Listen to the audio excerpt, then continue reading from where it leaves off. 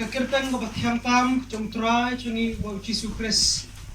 wa pilakot sungop ha yangi kum kisamla kabalang Kris wa nginwan ban ai kene kecingwai deng jong hi menta hakane kasngi bang jong ibatman har kuliah bat i